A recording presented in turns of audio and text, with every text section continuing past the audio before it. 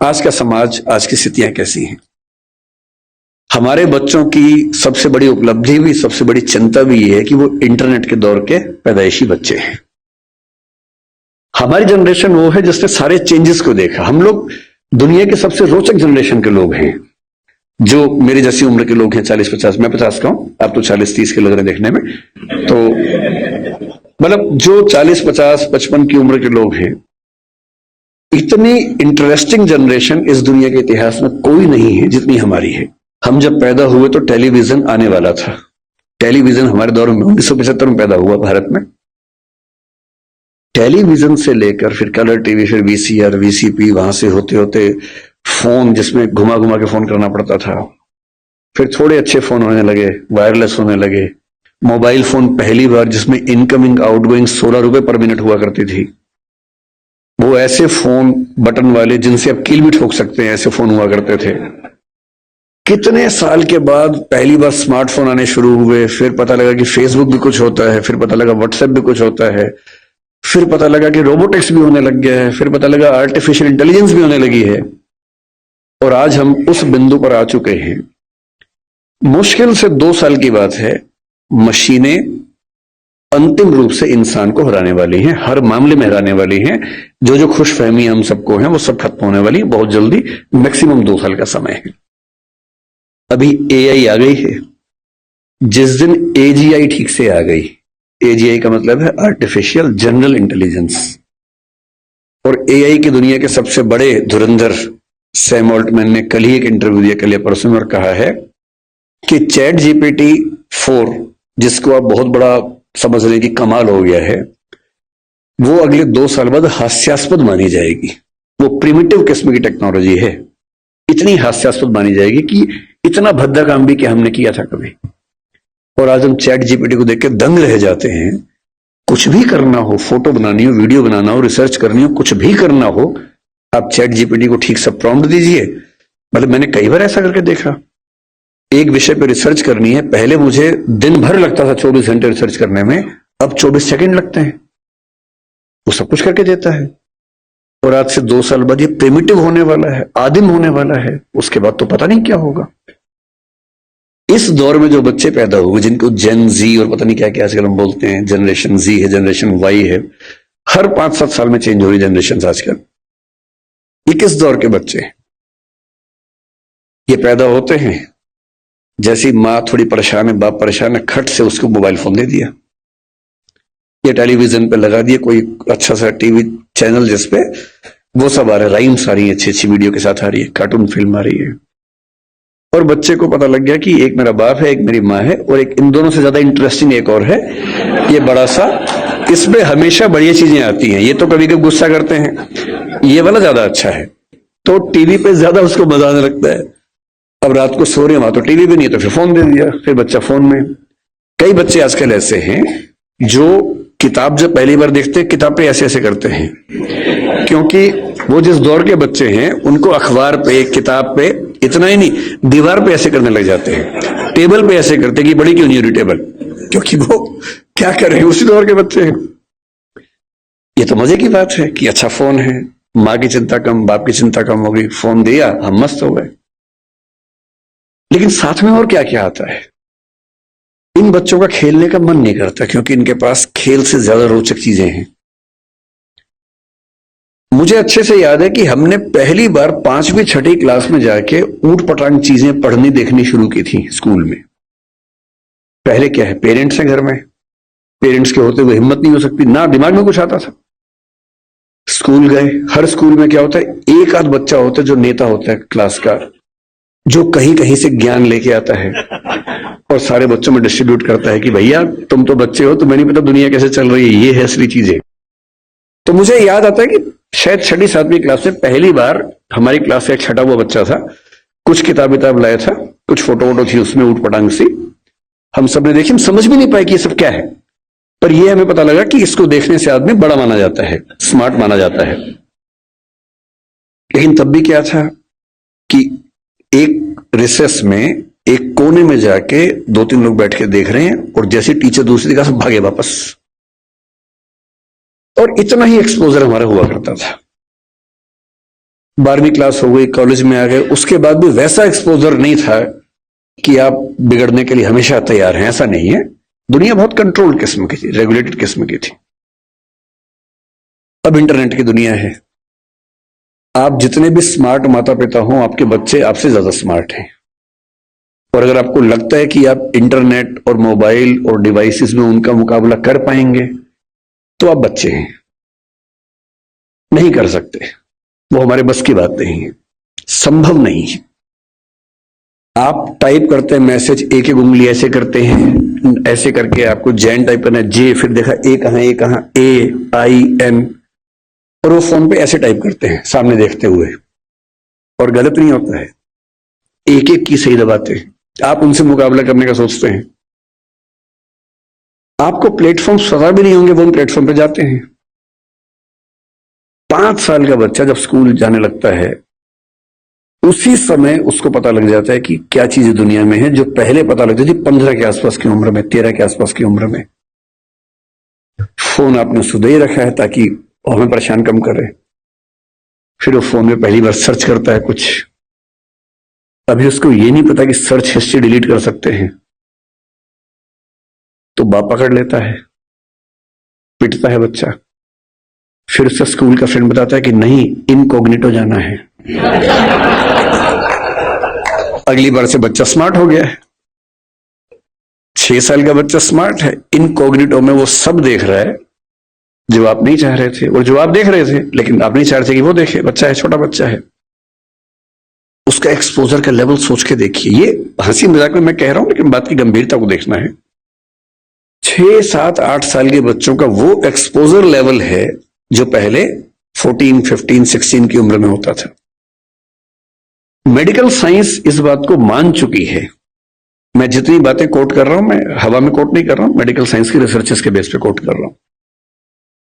आपको आश्चर्य होगा, आज से 1 महीने पहले एक रिपोर्ट आई है, लगभग पूरी दुनिया में प्यूबर्टी की एज 1 साल कम हो गई है, जिसको टीनेज बोलते हैं कि 13 साल की उम्र में टीनेज आती है, बच्चियों को मासिक धर्म शुरू होता है।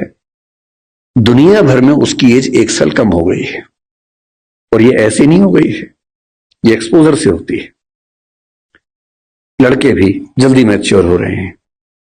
जो हरकतें 15, 16, 18 में ठीक लगती हैं, किसी बच्चे के मन में भाव आने चाहिए, 8, 9, 10 में वैसी बातें हो रही हैं। ये तो फिर भी छोटी बात है। इसके बाद जो होता है तो बच्चे ही, एक्सपोजर बहुत बड़ा मिल गया है। जब वो नेट पे जाते हैं, तो नेट पे जो पिशाच बैठे हुए दुनिया भर में, जो साइबर ठग हैं, जो साइबर क्रिमिनल्स हैं, वो इसी ताक में है कि बच्चे मिल जाएं। उनको पता है कि बच्चे का मनोविज्ञान क्या है। वो हैकर्स हैं, वो हैक कर लेंगे कि उस बच्चे ने क्या क्या सर्च किया है, उसकी पूरी कुंडली खोल लेंगे कि बच्चे का इस समय मन कहां अटका हुआ है। अगर 9, 10, 11, 12 साल का कोई लड़का है जो कुछ ऐसे वीडियोस देख रहा था या इमेजेस देख रहा था, उसमें भी देख रहे हैं कि कैसी रेस, व्हाइट रेस उसको पसंद है, कि इंडियन तरह के लोग पसंद हैं, फिर उनकी तरफ से उसी रेस का वैसा ही सुंदर दिखने वाला व्यक्ति, फीमेल, और यदि कोई बच्ची है तो वो मेल, उससे इंटरेक्शन शुरू करेगा, उससे बातचीत होने लगेगी। धीरे धीरे उसको वो उलझाएगा अपनी बातों में। वो बच्चा तो माँ बाप से छुप के कर रहा है सब, माँ बाप को पता ही नहीं है। और फिर वो उस बच्चे को प्रलोभन बहुत बड़े बड़े मिलेंगे। आपको ये सब नहीं पता है तो पता होना चाहिए, बहुत बड़े रैकेट चल रहे हैं इस समय दुनिया में। 11, 12 साल का एक लड़का अपने कमरे में लैपटॉप पे वीडियो चैट कर रहा है, शायद एक ऑस्ट्रेलियन लड़की से जिसकी उम्र 21, 22, 25 साल है, और वो उससे मीठी मीठी बातें कर रही है। और फिर वो उससे कह रही है कि देखो, तुम इतने सुंदर हो, मैं तुम्हें देखना चाहती हूं, तुम भी मुझे देखो। फिर वो थोड़े से कपड़े उतारती है, उसको कहती है कि तुम भी ऐसा, वो तो प्रोफेशनल है, तुम भी ऐसा करो। और वो बच्चा जिसको कुछ नहीं पता कि ये दुनिया कैसी है, वो कुछ कर बैठता है, और ये पूरा वीडियो रिकॉर्ड हो रहा है। और जैसी ऐसी चीज होती है उस वक्त खट से मैसेज आता है कि अगर 2 घंटे में इस अकाउंट में $500 जमा नहीं किए तो ये वीडियो क्लिप तुम्हारे पापा मम्मी, तुम्हारा इंस्टा अकाउंट मेरे पास है, इंस्टा अकाउंट में जितने तुम्हारे फ्रेंड्स हैं उन सबके पास चला जाएगा, सबके ईमेल आईडी मेरे पास है। इसको बोलते हैं सेक्सटॉर्शन। और ये इस समय टीनेजर्स की दुनिया की सबसे बड़ी क्राइसिस है। बड़ी बात नहीं है कि हम में से किसी का बच्चा झेल चुका हो, बड़ी बात तब होगी जब उसने आपको बताया हो। और अगर आपको नहीं बताया है और आप इस खुशफहमी में कि ऐसा हमारे बच्चे को हो ही नहीं सकता, तो फिर कह रहा हूं कि हम इस बात से अनजान हैं कि हम किस स्थिति में हैं। अपने बच्चों से बात करना शुरू कर दीजिए। पहली बात तो ऐसा ना हो, और हो जाए तो आपसे बात कर ले। कई बच्चे झेल नहीं पाते, पैसा होता नहीं है, पैसा होता तो देते हैं। और $500 का मामला नहीं है, वो पहली बार का मामला है, उसके बाद फिर उतना मामला है, अगली बार फिर उतना मामला है। और ये ध्यान रखना है कि किसी बच्चे के साथ ये करने के लिए वीडियो रिकॉर्डिंग की जरूरत भी नहीं है। हम एआई के जमाने में हैं, डीप फेक से कुछ भी हो सकता है। किसी आर्टिफिशियल इंटेलिजेंस जो फोटोग्राफी बेस्ड ऐप है, सिर्फ इतना उसको कहना है कि ये फोटो है, सिंपल फोटो, स्कूल की फोटो, पासपोर्ट साइज फोटो, उसको देनी है और कहना है कि इस फोटो को एक ऐसी फोटो में तब्दील कर दो कि ब्लैकमेल किया जा सके। किसी के साथ भी हो सकता है। बस कल को कभी हम में से किसी का बच्चा हमसे ये कहे कि देखो पापा, देखो मम्मी, ये फोटो मेरी लग रही है पर मेरी है नहीं, तो उसको मारना पीटना नहीं है, भरोसा कर लेना है कि ऐसा हो सकता है। तकनीक इस लेवल पे है। और एक और टेक्नोलॉजी जो भी पब्लिक डोमेन में नहीं आई है, कभी भी आ सकती है लेकिन बन चुकी है, वो क्या करती है, एक फोटो देनी है और प्रॉम्प्ट देना है कि इस फोटो के बेस पे वीडियो बनाओ और वीडियो में ये होना चाहिए। आप जो चाहेंगे वीडियो बन जाएगा, आपका ही बन जाएगा। आप वो नहीं है। और आप क्या, इस दुनिया के बड़े बड़े टेक्निकल एक्सपर्ट्स नहीं बता पाएंगे कि वीडियो नकली है। इसको डीप फेक कहते हैं आजकल, डीप फेक। हमारे आपके बच्चे इस खतरे से गुजर रहे हैं और ये आज नहीं तो कल हम सबके बच्चों को झेलना है। उन सबको समझाने की जरूरत है कि जब किसी से प्रेम भी करते हो, मान लीजिए आजकल बच्चों के प्रेम में क्या होता है, सबसे पहले पासवर्ड शेयर करते हैं कि तू मुझसे प्यार करती है, हाँ तो पासवर्ड दे, तू मुझसे प्यार करता है तो पासवर्ड दे, दोनों पासवर्ड देते हैं। फिर एक और आईडी बना लेते हैं अलग से, उसका पासवर्ड दे देते हैं। फिर उसके बाद भरोसा और कायम करना है।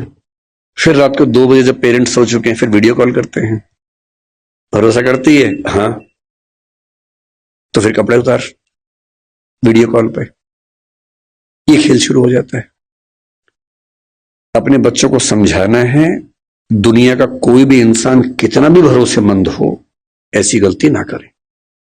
लड़का हो तो वो भी ना करे, लड़की हो तो वो भी ना करे।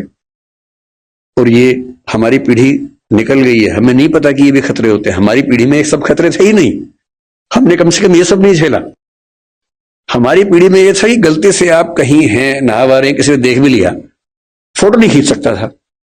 फोटो खींचने के लिए फोटोग्राफर बुलाना पड़ता था बाहर से, या तो हर आदमी फोन लेके घूम रहा है। और फोटो अगर खींच गई, अगर आपको भी ऐसी मासूमियत आपके अंदर है कि मैंने फोटो खींच ली, मेरा फोन तो एयरप्लेन मोड पे है, मेरे फोन में ही है, बाहर तो गया ही नहीं, इसको बोलते हैं मासूमियत। अगर आपने फोन में फोटो खींच ली है तो डिलीट कर दिया उसको, अगर आपको लगता है डिलीट हो गई तो ये मासूमियत है। कोई सिंपल सा टेक्निकल एक्सपर्ट जो बहुत ज्यादा पढ़ा लिखा भी नहीं है, 2 मिनट में फोटो बाहर निकाल लेगा, कितनी भी डिलीट करते रहिए अपने फोन से। और एक बार इंटरनेट पर चली गई तो दुनिया की कोई ताकत उसको परपेचुअल मेमोरी से डिलीट नहीं कर सकती, वो दुनिया के इतिहास में जब तक दुनिया रहेगी वो फोटो रहेगी, वो वीडियो रहेगा, कोई नहीं छिप पाएगा, कोई बच नहीं पाएगा। और जब बच्चे इस दौर से निकलते हैं उनको एंजाइटी होती है, डिप्रेशन होता है, और उस समय उनको जरूरत होती है किसी ऐसे व्यक्ति की जो उनसे ठीक से बात करे, उनको समझे। अभी 2 महीने पहले एक वेब सीरीज आई है दहाड़ नाम की, अगर नहीं देखी है तो उसको देखिए, वो कई मामलों में अच्छी वेब सीरीज है। मैं उसका प्रचार करने के लिए नहीं आया हूं, तो संयोग से मुझे अच्छी लगी तो बता दिया। जो मैं कहना चाह रहा हूं उसमें क्या है, उसमें एक पुलिस का एसएचओ है, एसएचओ है या डीएसपी है शायद, एक अधिकारी है पुलिस का। उसी के जुरिसडिक्शन में एक स्कूल में उसका बेटा पढ़ता है, और स्कूल से कंप्लेंट आई कुछ बच्चे एक मोबाइल फोन एक कमरे के अंदर देखते हुए पकड़े गए हैं। वो मोबाइल फोन वही है जिसको उसका बाप ढूंढ रहा है किसी क्राइम की इन्वेस्टिगेशन के लिए, वो नंबर ट्रेस कर रहे थे, वही नंबर है। तो बाप और पुलिस की पूरी टीम भागी है, और प्रिंसिपल ने कहा कि वो बच्चे इस कमरे के अंदर हैं। अंदर गया तो उसका अपना बच्चा ही है। वो बच्चा क्रिमिनल नहीं है, वो तो गलती से फोन उसके पास आ गया, वो वाला जो फोन क्रिमिनल का था उसके पास आ गया। और तब वो पुलिस वाला देखता है कि उसका बच्चा और उसके 3-4 दोस्त वो सब वीडियोस देख रहे हैं जो 9-10 साल के बच्चे को नहीं देखने चाहिए थे। लेकिन उसके बाद सबसे इंटरेस्टिंग बात क्या है, घर जाके वो पुलिस ऑफिसर अपने बच्चे के साथ बैठता है, और कम से कम 2-3 मिनट का सीन है। किसी फिल्म या वेब सीरीज में 2-3 मिनट का मतलब बहुत बड़ी बात होती है। जब हम फिल्म लिखते हैं तो हमारा टारगेट होता है कि कोई भी सीन 1 मिनट से ऊपर का नहीं होना चाहिए किसी भी हाल में, वरना लोग बोर हो जाते हैं। मैक्सिमम 1 मिनट होता है।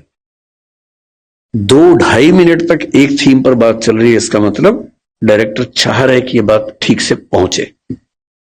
और बाप अपने बेटे को सिखा रहा है कि बेटा ये चीजें इस रूप में नहीं होनी चाहिए, इस रूप में होनी चाहिए, सही उम्र में होनी चाहिए। और तुम जो वीडियो देख रहे थे उसमें लड़की को ऑब्जेक्ट की तरह इस्तेमाल किया जा रहा था। लड़कियां ऑब्जेक्ट नहीं होती हैं, इंसान होती हैं। तुम्हारी मां, तुम्हारी बहन भी लड़की है। ध्यान रखना, जिससे प्रेम करो, जिससे शादी करो, वैसा ही सलूक करना जो चाहते हो कि तुम्हारी बहन के साथ भी हो। ये होती है बाप की जिम्मेदारी, ये होती है मां की जिम्मेदारी कि जब बच्चे उस रास्ते पर जाए तो उनको थोड़ा समझाए कि क्या करने की जरूरत है।